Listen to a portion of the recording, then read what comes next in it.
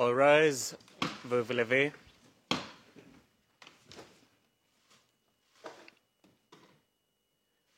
The International Criminal Court is now in session. L'audience de la Cour pénale internationale est ouverte. Please be seated. Veuillez vous asseoir.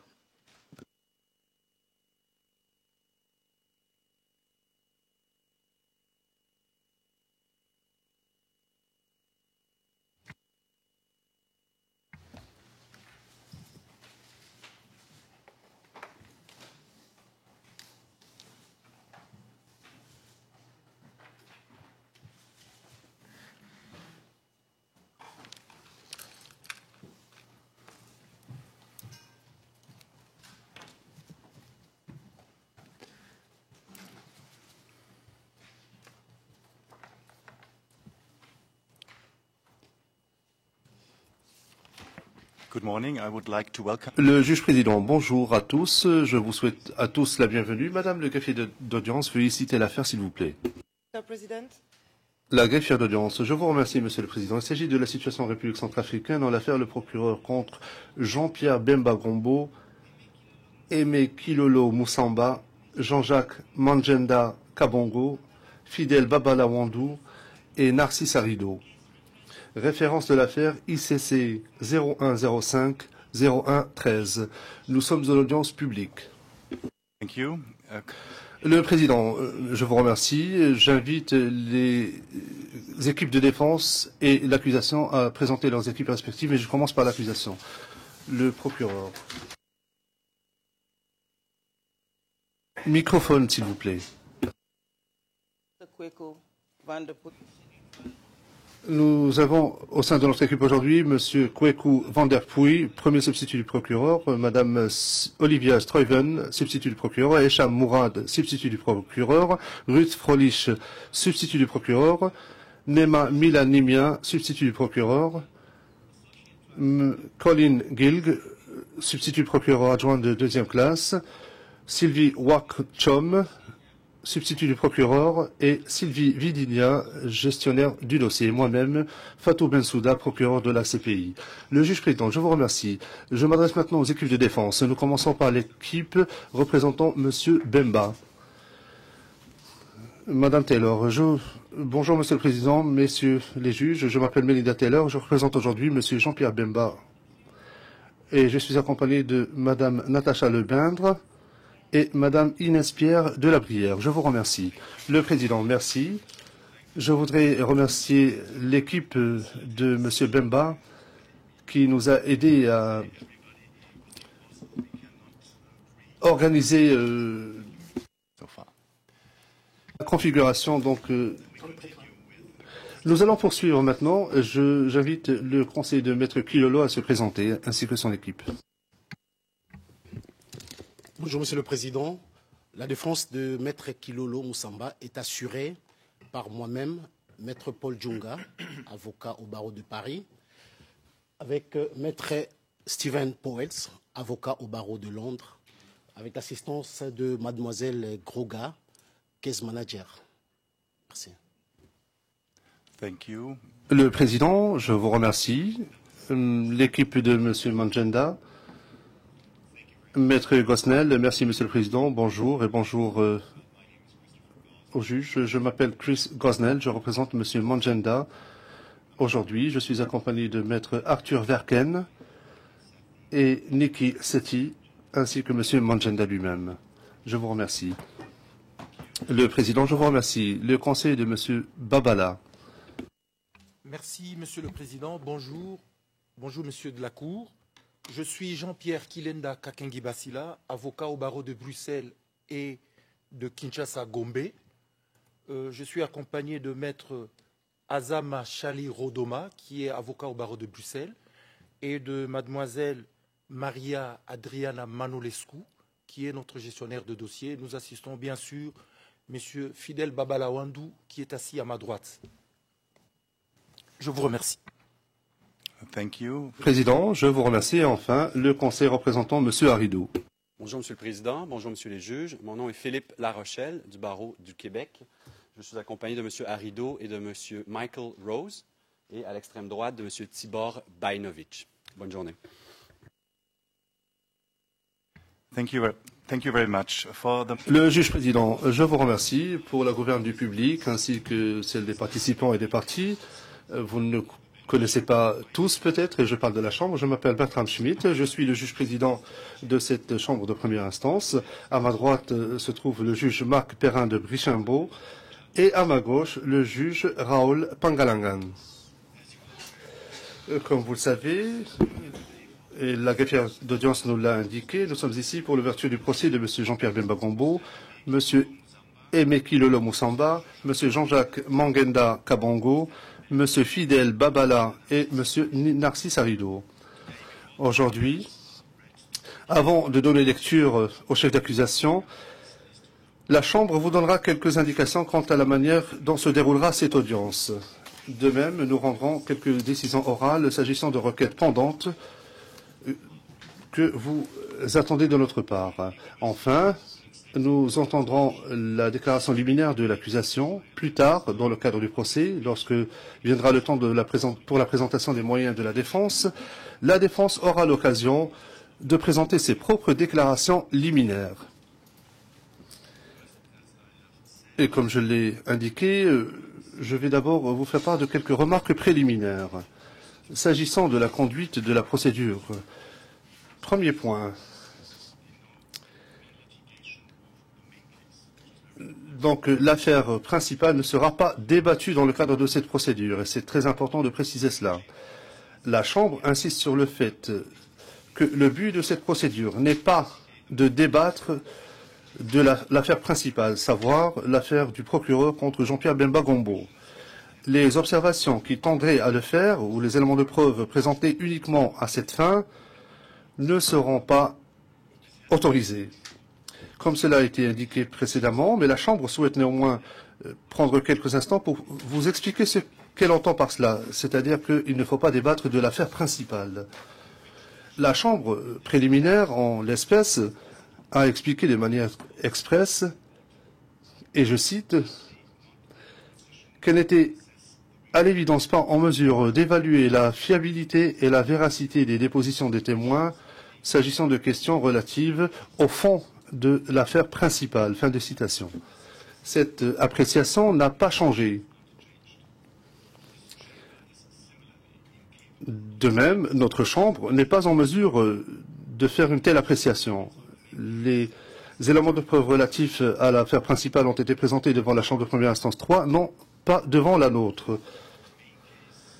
Les témoins ayant déposé dans l'affaire principale ont peut-être produit de faux témoignages sur des questions touchant le fond de l'affaire principale, y compris le fait, par exemple, qu'ils ont été ou pas membres de certains groupes ou de certaines entités, de la structure de ces groupes ou entités, les mouvements sur le terrain et le nom des responsables. Néanmoins, notre Chambre n'est pas en mesure d'évaluer la véracité ou le caractère fallacieux de ces déclarations sans se pencher sur les éléments de preuve présentés dans l'affaire principale, ce qui exigera donc de réentendre en partie ces éléments de preuve devant notre Chambre. En conséquence, nous allons nous concentrer sur les atteintes au titre de l'article 70 et de l'article et de nous pencher sur l'article 5 également. La Chambre considère que le résultat ne serait pas possible. Il y a des responsabilités, une répartition des responsabilités entre les chambres, ce qui signifie que la Chambre de première instance 3 s'occupe de l'affaire principale et nous de cette affaire. En l'espèce, la Chambre estime qu'il n'est pas nécessaire d'enquêter sur la question de savoir si les témoins ont fait de fausses déclarations ou pas dans l'affaire principale. Ce qui intéresse notre Chambre, c'est de savoir si le témoin a fait une fausse déclaration s'agissant de certaines informations pertinentes. Élargir la portée de ce procès de manière considérable risque de compromettre les droits de l'accusé, savoir le droit à un procès équitable et un procès rapide. Il est à noter également que cette affaire aurait pu être jointe à l'affaire principale en vertu de la règle 165.4 du règlement afin d'éviter tout chevauchement, mais une telle décision n'a pas été prise. Il n'a pas été décidé de joindre les deux instances. Il ne s'agit donc pas de redébattre de l'affaire principale. L'affaire qui nous intéresse concerne de fausses dépositions de la part de témoins s'agissant des questions comme suit. Les contacts avec la défense, y compris avec les témoins, ou le fait que les témoins ont été instruits, ont fait l'objet de coaching avant leur déposition, des rencontres avec des témoins potentiels, les contacts qu'ils avaient avec l'accusé ou les autres personnes associées à l'accusé, le fait que certains témoins aient subi un coaching, ont reçu des instructions avant leur déposition, et le fait que des promesses ont pu être faites contre leur déposition, ou le fait qu'ils aient reçu un remboursement ou des transferts, des virements de la part de M. Bemba ou pour le compte de celui-ci. Les déclarations relatives au fond de l'affaire principale pourraient peut-être avoir une certaine pertinence dans certains contextes, mais nous n'allons pas nous pencher à nouveau sur ces dépositions. Il en va de même pour les éléments de preuve qui ont été présentés uniquement pour déterminer la véracité ou le caractère fallacieux de telles déclarations lors du procès dans l'affaire principale. L'affaire principale, pour être très clair, se déroule indépendamment de celle-ci. Il y a deux voies parallèles, deux procédures parallèles qui se penchent sur des éléments de preuve à des fins différentes. J'en ai terminé s'agissant de ce point et j'aborde le point suivant. Et je vais faire quelques remarques concernant la conduite de la procédure. Je voudrais attirer votre attention sur la conduite de la procédure. Premièrement, la procédure se déroulera dans le plein respect des droits de la défense. Les accusés sont présumés innocents jusqu'à preuve du contraire, conformément à l'article 66.1 du statut. La charge de la preuve incombe au procureur. C'est à elle qu'il incombe de prouver les charges au-delà du doute raisonnable. Et la défense sera la dernière à prendre la parole. Deuxièmement, la procédure se déroulera avec célérité. La procédure a commencé contre les 5 accusés en novembre 2013, il y a pratiquement 2 ans de cela. Les accusés ont le droit de connaître leur jugement. 4 accusés ont été libérés provisoirement et sont actifs dans leur vie professionnelle respective. Ils ont le droit de s'attendre à passer suffisamment de temps avec leur famille et à vaquer à leurs activités. M. Bemba a également le droit de savoir s'il doit passer plus de temps en détention. Troisièmement, le 2 septembre 2015, des consignes ont été données aux parties s'agissant de la conduite de la procédure. La décision régit certains aspects de la conduite de la procédure, mais nous avons laissé à dessein certaines questions que nous n'avons pas abordées, qui seront déterminées dans le cadre de la procédure. Voici ce qui a motivé notre décision. Les audiences sont une procédure dynamique qui évolue constamment. Si cela n'était pas le cas, nous pourrions nous limiter à une procédure écrite. La conduite de la procédure doit s'adapter donc tout au long du procès.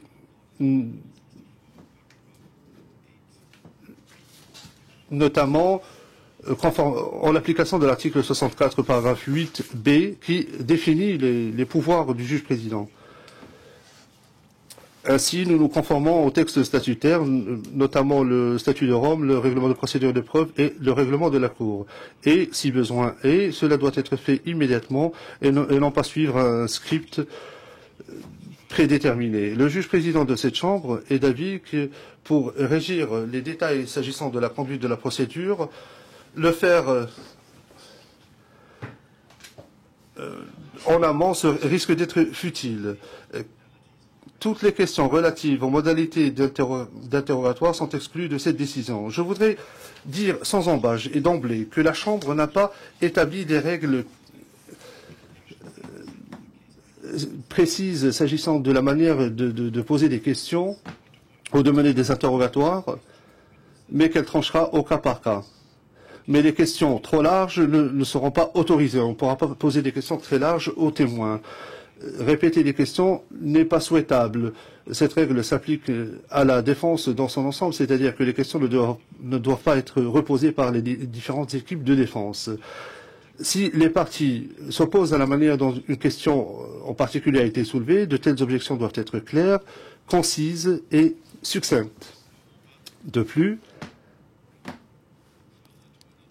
et j'aborde là un autre point, la Chambre souhaite s'en tenir au principe de l'oralité. Ce principe est une précondition de tout procès équitable et garantit le fait que le procès n'est pas simplement une suite de décisions et d'écritures. Cela signifie que les arguments sont débattus par les parties dans le prétoire.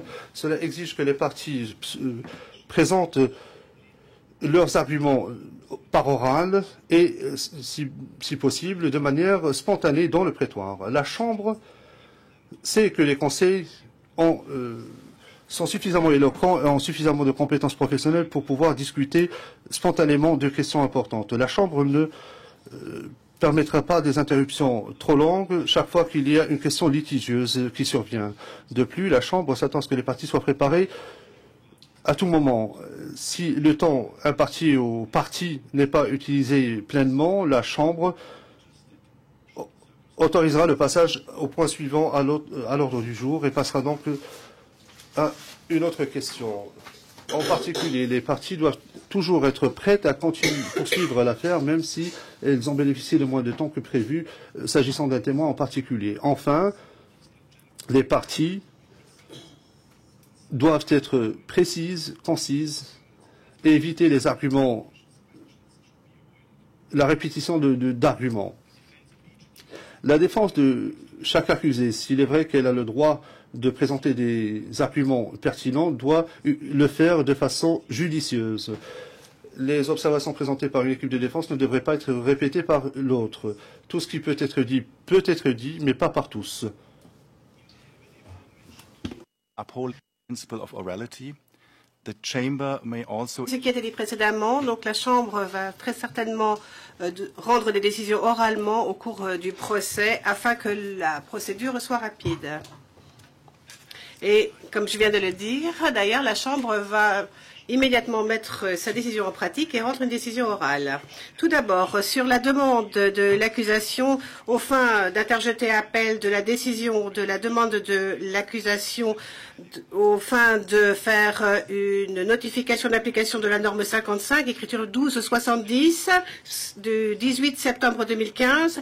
La décision attaquée est l'écriture 1250 et déposée le 15 septembre 2015. Dans cette demande, l'accusation demande à certifier un appel en ce qui suit. Que la Chambre ait fait une erreur lorsqu'elle a pris en considération des facteurs non pertinents, c'est-à-dire que très exactement la demande le fait que l'accusation n'est pas certifiée appel de la décision de confirmation ou requête pour modifier les charges en application de l'article 61.9 du statut de Rome. La défense Arido a demandé à la Chambre de rejeter cette question dans son écriture 1298. La Chambre rappelle que pour certifier appel, il faut tout d'abord qu'il y ait eu résolution des points qui sont essentiels pour déterminer ce qui doit être étudié. De plus, la logique de la Chambre dans ce qui concerne la décision attaquée était parfaitement soumise à une prémisse indépendante, c'est-à-dire que toute requalification était rejetée par la Chambre préliminaire et qu'il n'y avait pas eu de circonstances exceptionnelles ou autres raisons qui aurait justifié que l'on fasse droit à la norme 50, à la notification en vertu de la norme 55.2. De toute façon, même si l'accusation allait gagner son appel, la décision finale de la Chambre resterait identique. La question de l'accusation n'est donc pas essentielle en ce qui concerne la détermination par rapport à la décision attaquée et cette demande d'interjeter appel est donc rejetée. Maintenant, la Chambre va rendre la décision sur la demande de Maître Kilolo au vu d'interjeter appel sur, et je cite, la décision de la défense Kilolo sur l'inadmissibilité des éléments. Écriture 1274, présentée le 21 septembre 2015, décision attaquée. Il s'agit de la décision 1257, déposée le 16 septembre 2015 au dossier. Dans cette demande, la défense de M. Kilolo souhaite interjeter appel. Quand, comment et dans quelles circonstances et avec quelle protection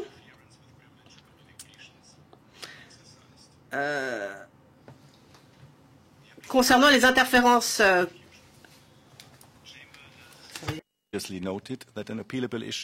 Concernant le non-respect du secret professionnel, ce qui est contesté par l'accusation, la Chambre a déjà noté que pour qu'un point fasse l'objet d'un appel au titre de l'article 82.1d du statut, il faut que les parties soient parfaitement logiques lorsqu'ils présentent leurs arguments, et en faisant valoir que la Chambre n'a pas suffisamment appliquer la protection qui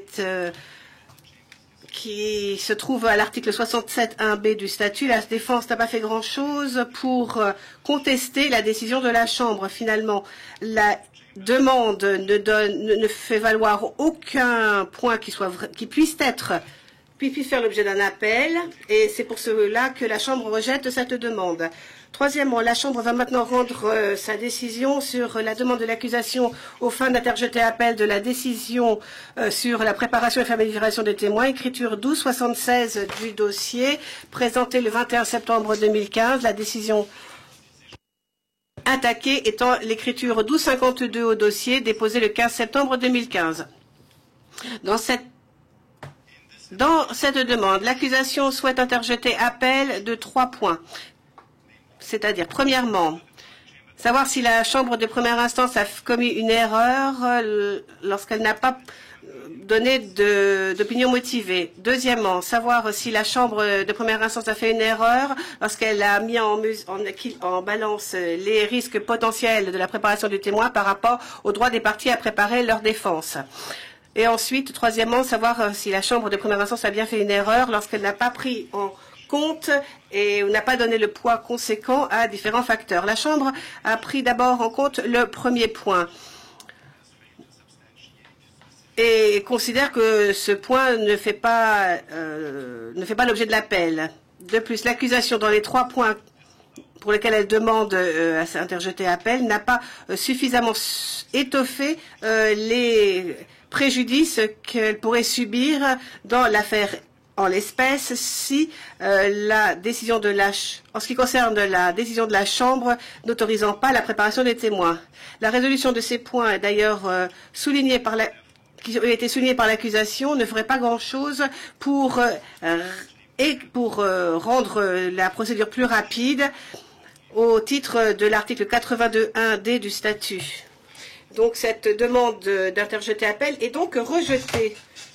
Donc nous en avons terminé avec les décisions, mais quelles que soient ces décisions qui sont quand même sur des points importants et qui portent sur des appels interlocutoires, j'ai, cela dit, une remarque plus générale de principe à faire sur les demandes pour interjeter appel qui noient le dossier, si je puis dire. La Chambre comprend bien que les parties ont certains droits et peuvent demander des remèdes juridiques au titre de l'article 82, paragraphe 1d du statut. Mais ces appels interlocutoires doivent être exceptionnels et ne doivent absolument pas être la règle.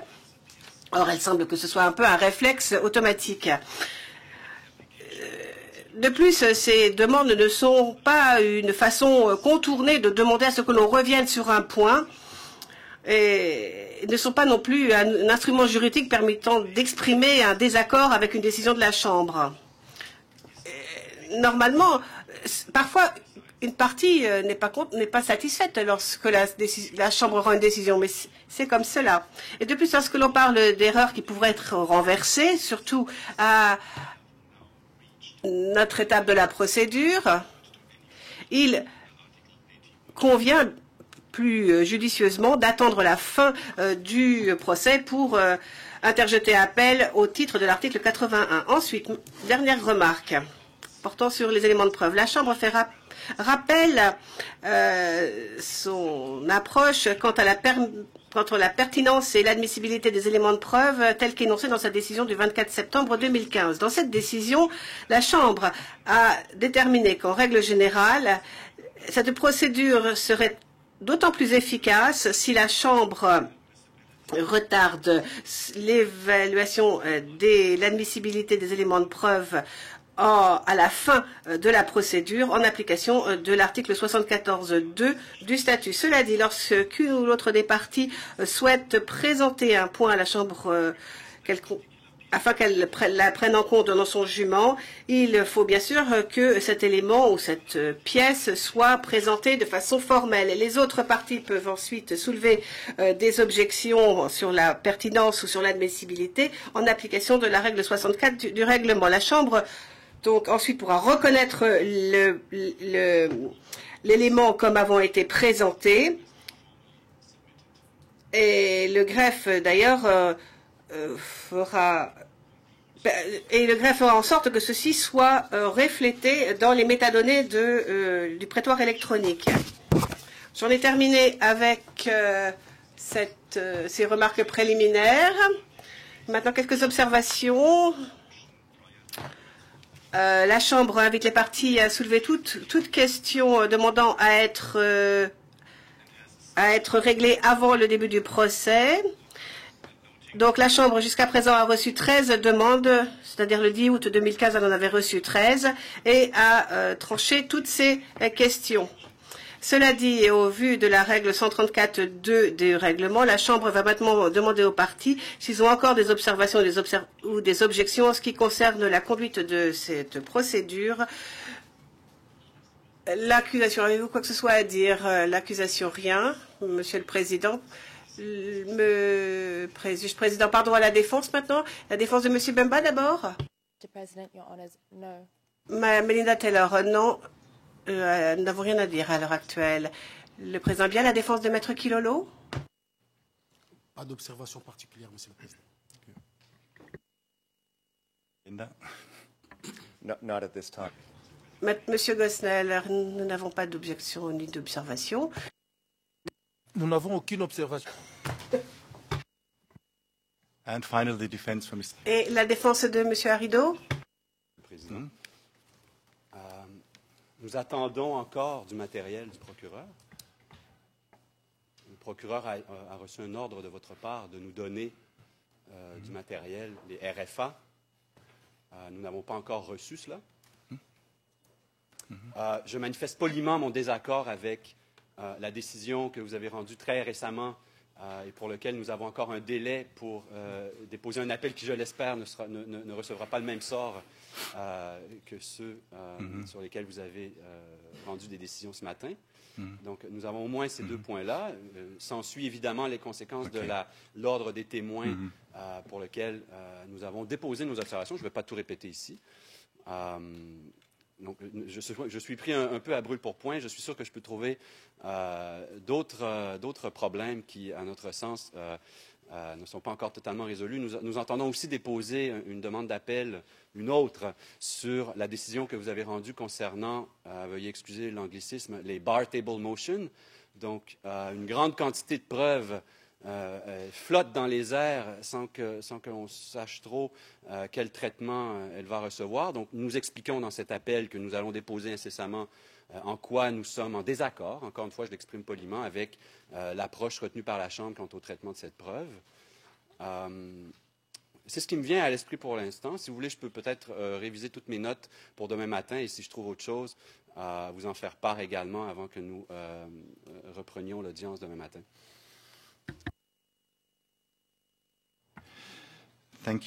Le juge président, je vous remercie. La Chambre prend note de votre position. Nous statuerons en temps et heure si cela s'avère nécessaire. In accordance with Article 64. Conformément à l'article 64.8a du Statut de Rome, il sera donné lecture au chef d'accusation, après quoi les accusés seront invités à Since all accused are French-speaking, plaider coupable ou non coupable. Et si vous préférez vous exprimer en français, j'invite la greffière d'audience à donner lecture au chef d'accusation en français. Merci, Monsieur le Président. Jean-Pierre Bemba, a, au sens de l'article 70.1c et de l'article 25.3a, coaction du statut, commis avec Aimé Kilolo et Jean-Jacques Magenda l'infraction de subornation des témoins D2, D3, D4, D6, D13, D15, D23, D25, D26, D29, D54, D55, D57 et D64 en planifiant et coordonnant avec les autres suspects la commission de cette infraction. Infraction couverte par les chefs 3, 6, 9, 12, 15, 18, 21, 24, 27, 30, 33, 36, 39 et 42 du document de notification des charges. Autre qualification possible. Jean-Pierre Bemba a, au sens de l'article 70.1c et de l'article 25.3b du statut, sollicité la commission de l'infraction de subornation des témoins D2, D3, D4, D6, D13, D15, D23, D25, D26, D29, D54, D55, D57 et D64 en dirigeant et coordonnant avec les autres suspects la commission de cette infraction. Infraction couverte par les chefs 3, 6, 9, 12, 15, 18, 21, 24, 27, 30, 33, 36, 39 et 42 du document de notification des charges. Jean-Pierre Bemba a, au sens de l'article 70.1b et de l'article 25.3a, coaction du statut, commis avec Aimé Kilolo et Jean-Jacques Magenda l'infraction de production d'éléments de preuve faux s'agissant des témoins D2, D3, D4, D6, D13, D15, D23, D25, D26, D29, D54, D55, D57 et D64 en planifiant et coordonnant avec les autres suspects la commission de cette infraction.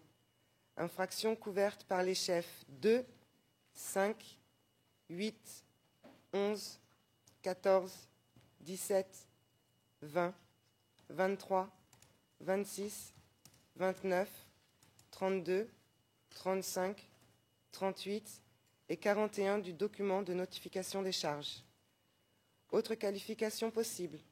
Jean-Pierre Bemba a, au sens de l'article 70.1b et de l'article 25.3b du statut, sollicité la commission de l'infraction de production d'éléments de preuve faux s'agissant des témoins D2, D3, D4, D6, D13, D15, D23, D25, D26, D29, D54, D55, D57 et D64 en dirigeant et coordonnant avec les autres suspects la commission de cette infraction. Infraction couverte par les chefs 2, 5, 8, 11, 14, 17, 20, 23, 26, 29, 32, 35, 38 et 41 du document de notification des charges.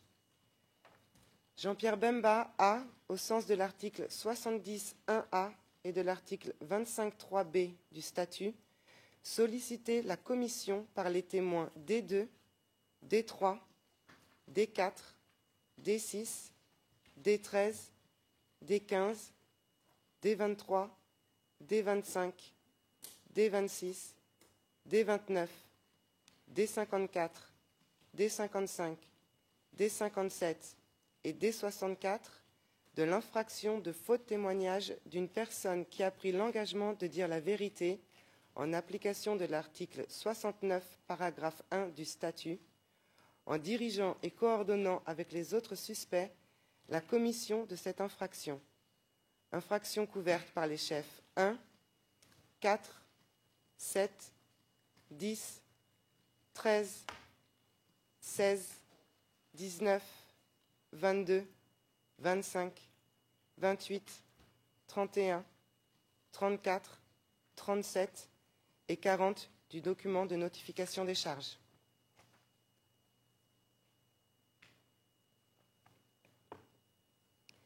Aimé Kilolo a, au sens de l'article 70.1c et de l'article 25.3a, coaction du statut, commis avec Jean-Pierre Bemba et Jean-Jacques Magenda l'infraction de subornation des témoins D2, D3, D4, D6, D13, D15, D23, D25, D26, D29, D54, D55, D57 et D64 en leur donnant pour instruction, en personne ou par téléphone, de livrer de fausses informations ou de taire des informations véridiques pendant leur témoignage à l'audience et en promouvant ou encourageant ou récompensant leur témoignage par des transferts d'argent. Infraction couverte par les chefs 3, 6, 9, 12, 15, 18, 21, 24, 27, 30, 33, 36, 39 et 42 du document de notification des charges. Aimé Kilolo a, au sens de l'article 70.1b et de l'article 25.3a, coaction du statut, commis avec Jean-Pierre Bemba et Jean-Jacques Magenda l'infraction de production d'éléments de preuve oraux faux en connaissance de cause, en faisant comparaître les témoins D2, D3, D4, D6, D13, D15, D23, D25, D26, D29, D54, D55, D57 et D64 dans le cadre des audiences devant la Chambre de première instance 3. Infraction couverte par les chefs 2, 5, 8, 11, 14, 17, 20, 23, 26, 29, 32, 35, 38 et 41 du document de notification des charges. Aimé Kilolo a, au sens de l'article 70.1a et de l'article 25.3b du statut, sollicité ou encouragé la commission par les témoins D2, D3, D4, D6, D13, D15, D23, D25, D26, D29, D54, D55, D57 et D64 de l'infraction de faux témoignage d'une personne qui a pris l'engagement de dire la vérité en application de l'article 69, paragraphe 1 du statut, en les amenant par des instructions, la persuasion ou toute forme d'influence, y compris au moyen de transfert d'argent, à livrer de fausses informations ou à taire des informations véridiques devant la Chambre de première instance 3. Infraction couverte par les chefs 1, 4, 7, 10, 13, 16, 19, 22, 25, 28, 31, 34, 37 et 40 du document de notification des charges.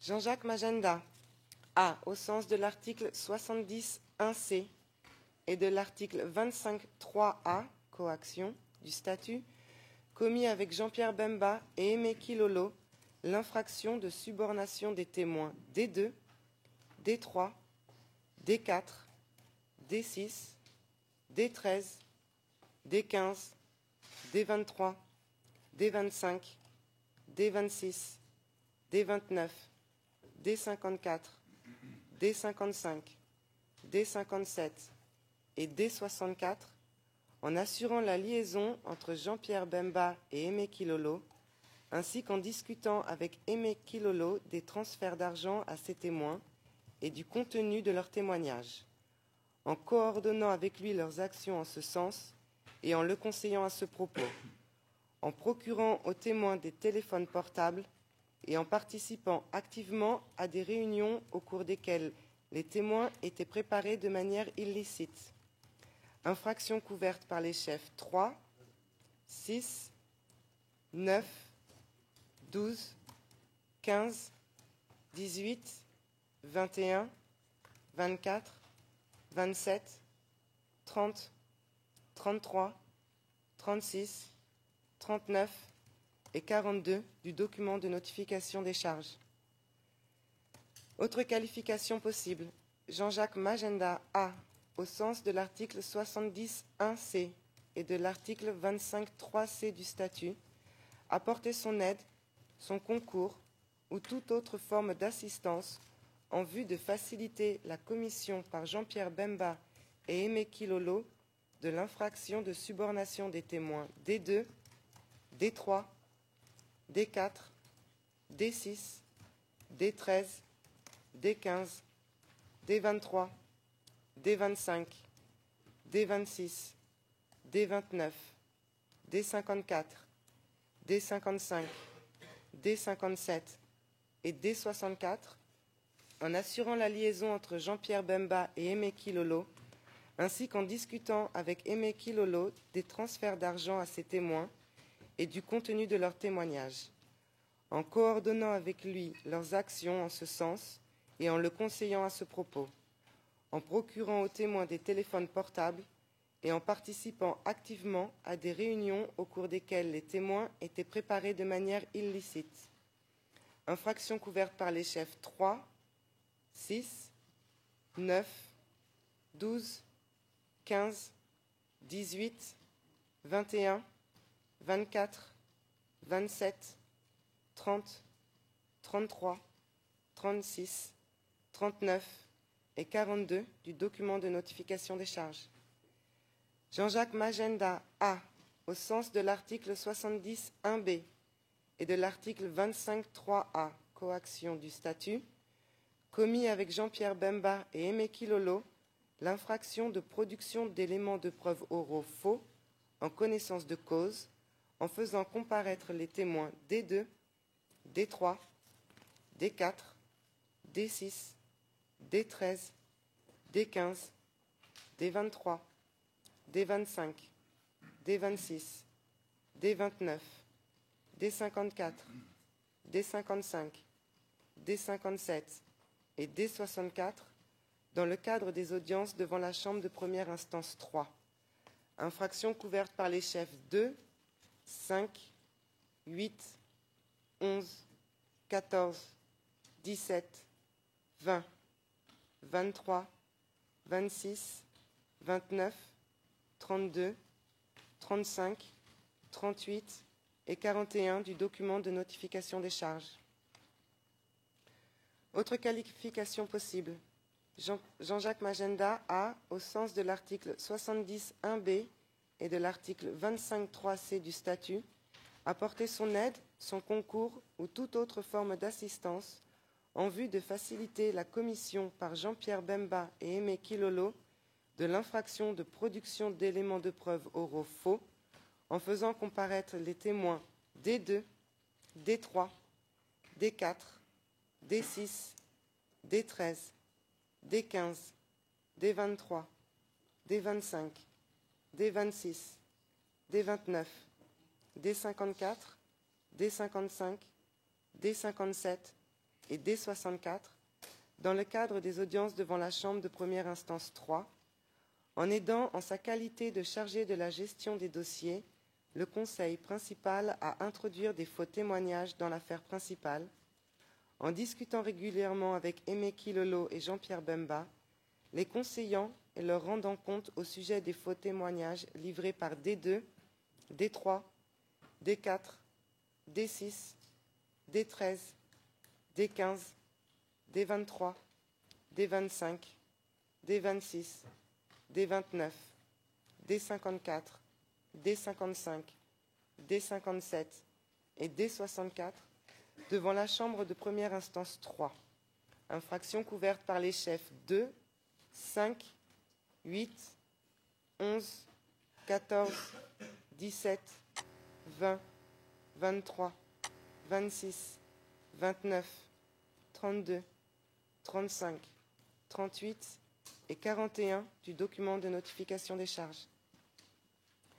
Jean-Jacques Magenda A, au sens de l'article 70.1a et de l'article 25.3c du statut, apporter son aide, son concours ou toute autre forme d'assistance en vue de faciliter la commission par les témoins D2, D3, D4, D6, D13, D15, D23, D25, D26, D29, D54, D55, D57 et D64 de l'infraction de faux témoignage d'une personne qui a pris l'engagement de dire la vérité en application de l'article 69, paragraphe 1 du statut, en participant activement à des réunions où les témoins étaient préparés de manière illicite, en procurant aux témoins des téléphones portables et en discutant régulièrement avec Aimé Kilolo et Jean-Pierre Bemba,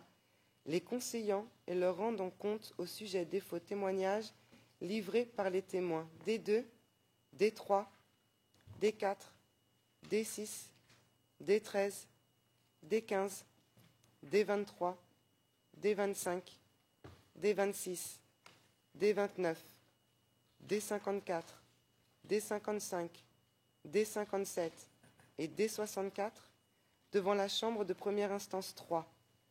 Infraction couverte par les chefs 1, 4, 7, 10, 13, 16, 19, 22, 25, 28, 31, 34, 37 et 40 du document de notification des charges.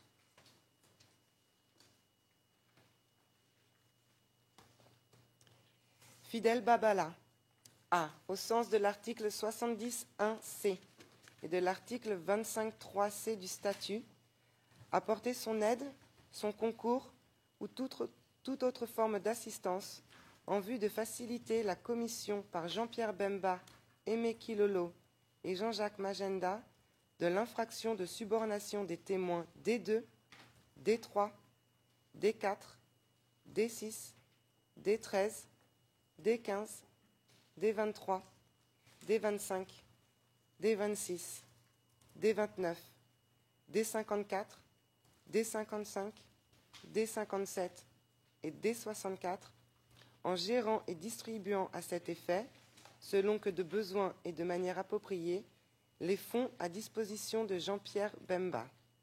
Infraction couverte par les chefs 3, 6, 9, 12, 15, 18, 21, 24, 27, 30, 33, 36, 39 et 42 du document de notification des charges.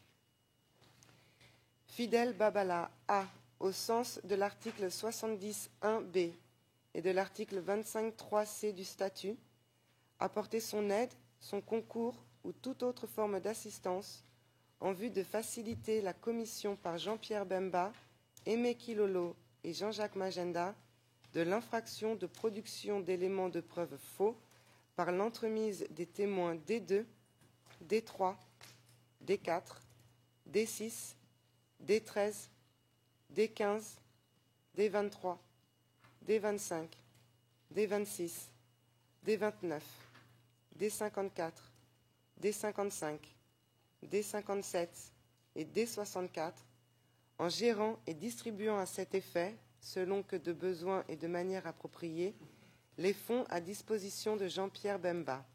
Infraction couverte par les chefs 2, 5, 8, 11, 14, 17, 20, 23, 26, 29, 32, 35, 38 et 41 du document de notification des charges.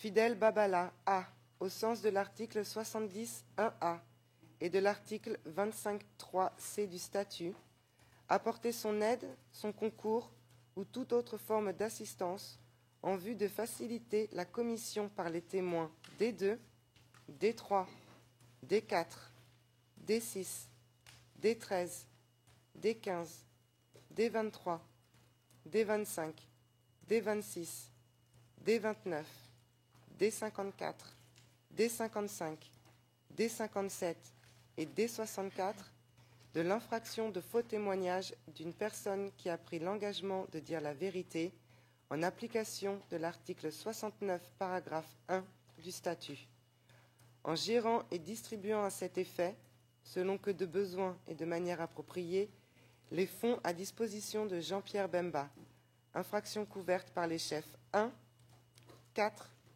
7, 10, 13, 16, 19, 22, 25, 28, 31, 34, 37 et 40 du document de notification des charges.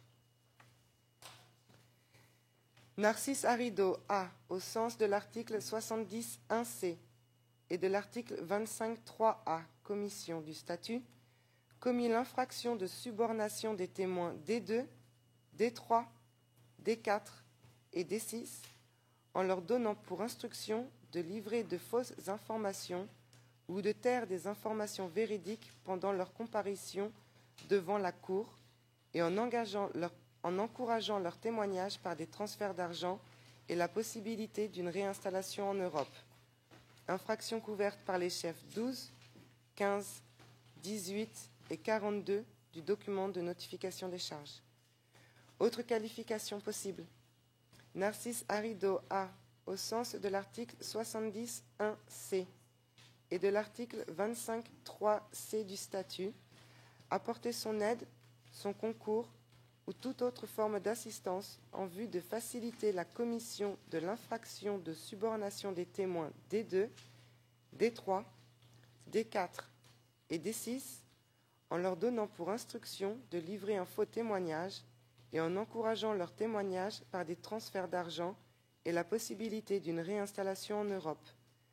Infraction couverte par les chefs 12, 15, 18 et 42 du document de notification des charges.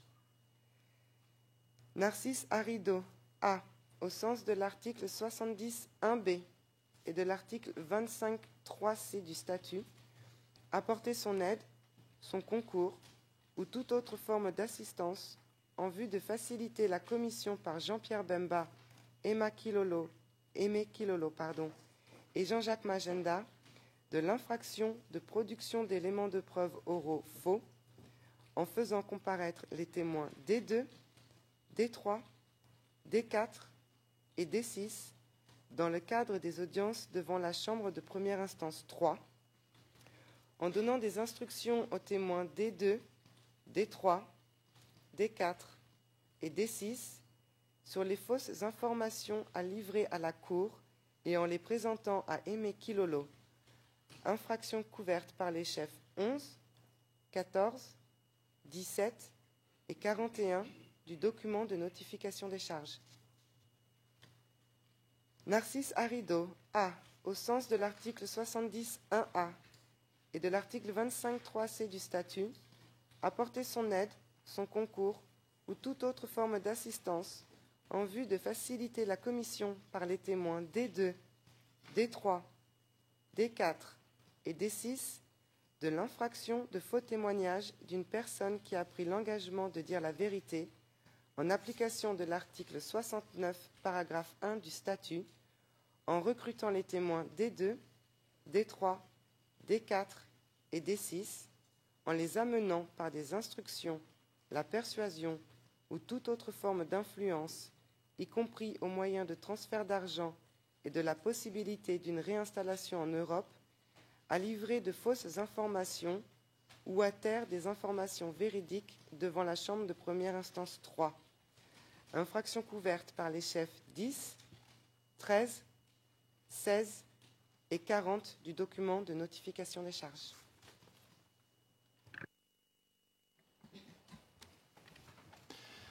Thank you, court officer.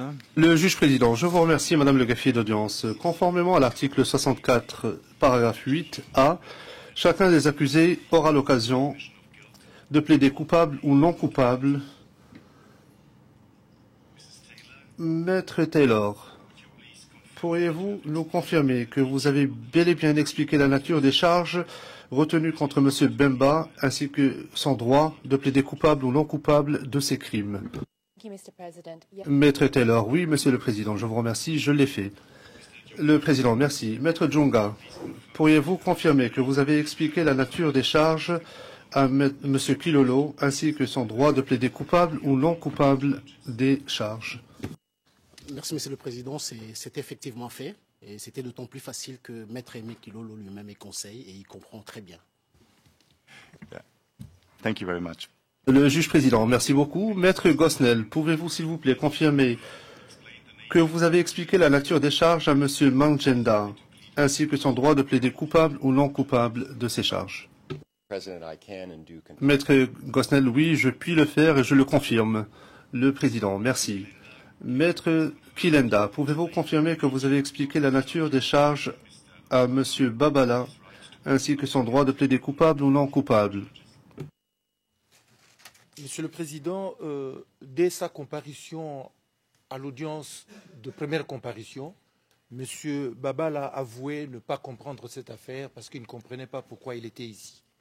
Au fur et à mesure, et jusqu'à ce jour, nous lui avons expliqué ce dont il s'agissait. Il sait de quoi il s'agit, il vous le dira tout à l'heure.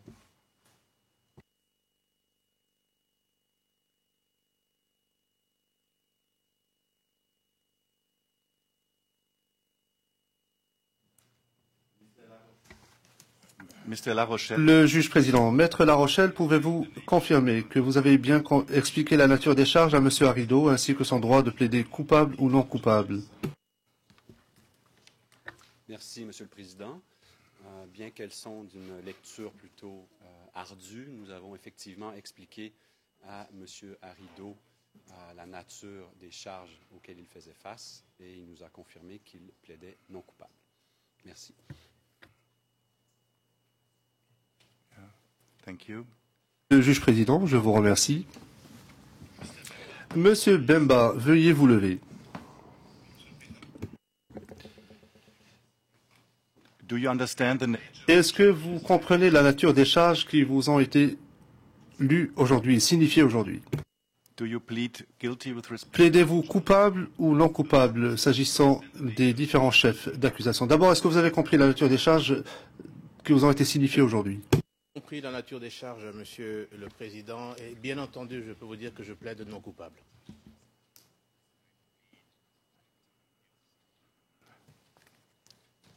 Sur toutes les charges qui ont été lues ici. Yeah. This would have been the question that... Le Président, justement, c'était la question que j'allais poser s'agissant de toutes les charges. Veuillez vous rasseoir. Monsieur Kilolo, veuillez vous lever. Est-ce que vous comprenez la nature des charges qui vous ont été signifiées aujourd'hui? Tout à fait, je le confirme.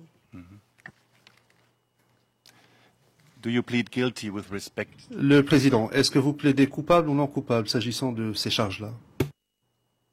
Monsieur le Président, je plaide non coupable à l'égard de chacune des charges alléguées. Yeah. Thank you. Please speak. Le Président, merci. Veuillez vous rasseoir. Monsieur Manjenda, veuillez vous lever. Do you understand... Est-ce que vous comprenez les charges et la nature de ces charges telles qu'elles ont été signifiées aujourd'hui? Oui, Monsieur le Président, je comprends la nature de toutes les charges.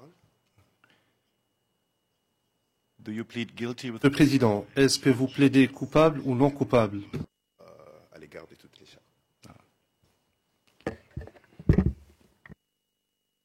Mr. Babala. Le juge président, Monsieur Babala, veuillez vous lever. Monsieur Babala. Est-ce que vous comprenez la nature des charges qui vous ont été signifiées aujourd'hui? Je comprends toutes.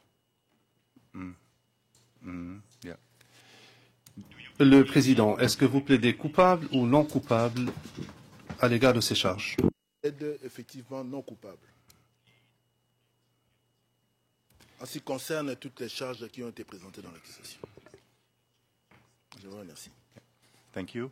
Le Président, je vous remercie. Enfin, Monsieur Arido, veuillez vous lever. Do you understand? Est-ce que vous comprenez la nature des charges qui vous ont été signifiées aujourd'hui? C'est compliqué, Monsieur le Président, mais j'avoue que je comprends, mais c'est quand même compliqué. Je comprends. Et je plaide non coupable. Mm-hmm. Not guilty with... Le Président, non coupable de toutes les charges? Tout à fait, Monsieur le Président. Dès le début, j'ai toujours plaidé non coupable. Thank you. Please be seated. Le Président, je vous remercie. Veuillez vous rasseoir.